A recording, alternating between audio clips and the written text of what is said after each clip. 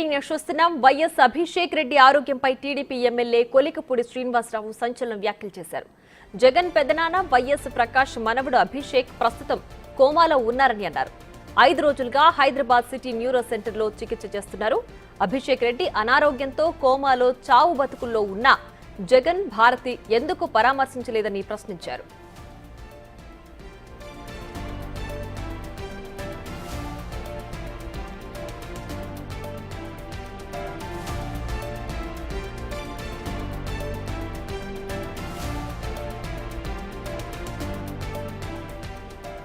ప్రకాశం బరాజ్ని కూల్చేసే కుట్ర చేసిన నందిగం సురేష్ ను జగన్ జైలుకు వెళ్లి మరీ పరామర్శించారు. సొంత బంధువుని ఎందుకు పరామర్శించలేదని కొలికపూడి ప్రశ్నించారు. మీకోసం మీ పార్టీ కోసం పనిచేసిన అభిషేక్ ని ఎందుకు పట్టించుకోలేదన్నారు. గతంలో అవినాష్ రెడ్డి స్థానంలో అభిషేక్ ని పోటీ చేయిస్తారని పార్టీలో చర్చ జరిగింది. పాదయాత్రలోనూ జగన్ తో కలిసి నడిచిన అభిషేక్ రెడ్డికి వైసీపీలో తీవ్రంగా చర్చించారు.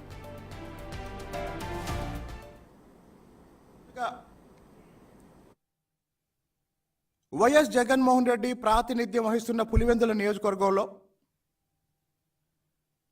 నాయకత్వం లేని సమయంలో, అంటే ఒక దశలో పులివెందుల వ్యవహారాలు చూస్తున్న అవినాష్ రెడ్డిని అరెస్ట్ చేస్తారు, జైలుకి వెళ్తారు. మరి అప్పుడు పార్టీని ఎవరు నడుపుతారు అన్నప్పుడు వైఎస్ కుటుంబం మొత్తం కలిసి ఒక యువకుడిని తెర మీదకి తీసుకొచ్చింది.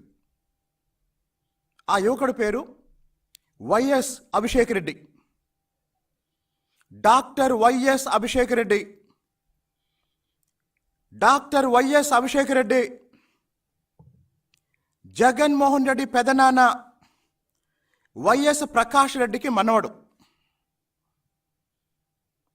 డాక్టర్ వైఎస్ అభిషేక్ రెడ్డి జగన్మోహన్ రెడ్డి పెదనాన్న అయినటువంటి వైఎస్ ప్రకాష్ రెడ్డి మనవడు. ఈ యువకుడు 33 సంవత్సరాల వయసున్న ఈ యువకుడు వైఎస్ అభిషేక్ రెడ్డి పులివెందుల్లో జగన్మోహన్ రెడ్డి కోసం పనిచేసిన వ్యక్తి, జగన్మోహన్ రెడ్డి కుటుంబ సభ్యుడు. రాజకీయంగా ఇబ్బందుల్లో ఉన్నప్పుడు వచ్చి ప్రచారం చేసిన వ్యక్తి. ఇప్పుడు ఈ అభిషేక్ రెడ్డి ఎక్కడున్నాడు?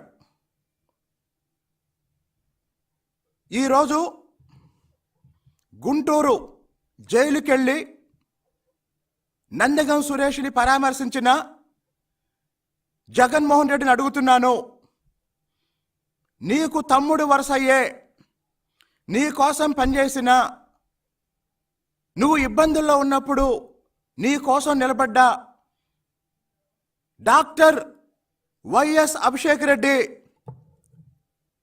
చావు బతుకుల్లో హైదరాబాద్లో సిటీ న్యూరో హాస్పిటల్లో 5 రోజుల నుంచి కోమాలో ఉన్న మాట నిజమా అబద్ధమా? నీ కోసం పనిచేసిన అభిషేక్ రెడ్డి, నీ కుటుంబ సభ్యుడైన అభిషేక్ రెడ్డి పులివెందుల నుంచి నీ కుటుంబంలో ఉన్న మీ బాబాయిలు, మీ పెదనాన్నలు, మీ బంధువులందరూ, అంటే అవినాష్ రెడ్డి కుటుంబం, అలాగనే వైఎస్ కుటుంబంలో ఉన్న దాదాపు అందరూ హైదరాబాదు వెళ్ళి హైదరాబాదులో ఎప్పుడైతే ఒకప్పుడు నువ్వు కోడి కత్తికి ఎక్కడైతే చికిత్స చేయించుకున్నావో అదే హాస్పిటల్లో, సిటీ న్యూరో హాస్పిటల్లో చావు బతుకుల్లో ఉంటే నువ్వు కానీ నీ భార్య కానీ వెళ్ళి పరామర్శించారా? ఇక మరింత సమాచారం మా ప్రతినిధి శివ ఫోన్ లైన్ లో అందిస్తారు. శివ, చెప్పండి, కొలికపూడి శ్రీనివాసరావు చేసిన వ్యాఖ్యల్ని ఎలా అర్థం చేసుకోవాలి? ఇంతవరకు జగన్ అభిషేక్ రెడ్డిని ఎందుకు పరామర్శించలేదని భావించాలి?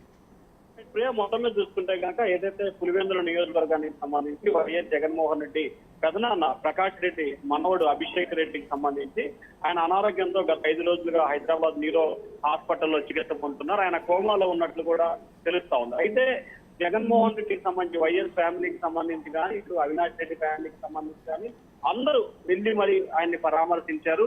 ఆయన ఆరోగ్యం గురించి వాకప్ చేశారు. కానీ మాజీ ముఖ్యమంత్రి వైసీపీ అధినేత జగన్మోహన్ రెడ్డి గాని ఆయన సతీమణి భారత్ రెడ్డి గాని పరామర్శించకపోవడంతో టీడీపీ నేతలు తీవ్ర స్థాయిలో అసంతృప్తి ఆగ్రహం వ్యక్తం చేస్తున్నారు. ఎందుకంటే గతంలో పులివెందుల నియోజకవర్గానికి సంబంధించి అవినాష్ రెడ్డి కనుక అరెస్ట్ అయితే అతన్నే ఇన్ఛార్జ్ గా ప్రకటించాలి, అలాగే కడప ఎంపీ అభ్యర్థిగా అతన్నే పోటీ చేయించాలని చెప్పి కూడా ప్రచారం జరిగింది. ఒక దశలో అతని పేరు కూడా తెర మీదకి వచ్చింది.